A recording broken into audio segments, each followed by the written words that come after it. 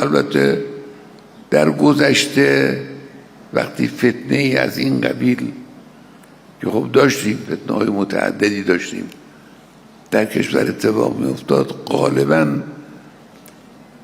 مطبوعاتی های آمریکا، سیاسیون درجه دوم آمریکا یا کشورهای اروپایی دخالت می‌کردند.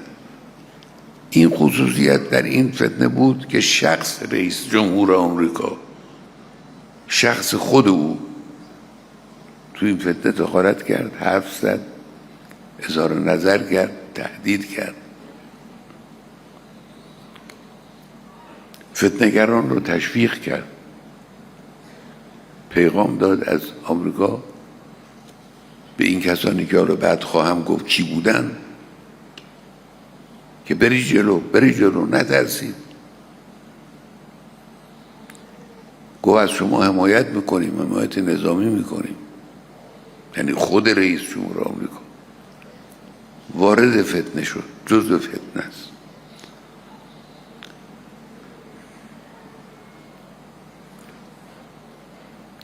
یه تعدادی این مجموعه‌ای که تخریب کردند و آتش زدند و رفتند و کارهای خلاف کردند و آدم کشتند، اینا رو ملت ایران معرفی کرد. یعنی تهمت بزرگی به ملت ایران زد. گفت اینا ملت ایرانن، من میخوام از ملت ایران دفاع کنم.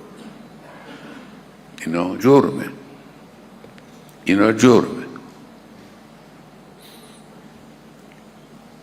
این دلایلی که عرض کردم دلایل مستندی است، یعنی هیچ چیز پنهانی وجود نداره. آشکارا گفت، آشکارا حرف زد، آشکارا تشویق کرد. پشت سر هم مستنداتی داریم که کمک کردند، هم اونها هم رژیم صهیون کمک کردند که حالا اونم مختصراً عرض خواهم کرد.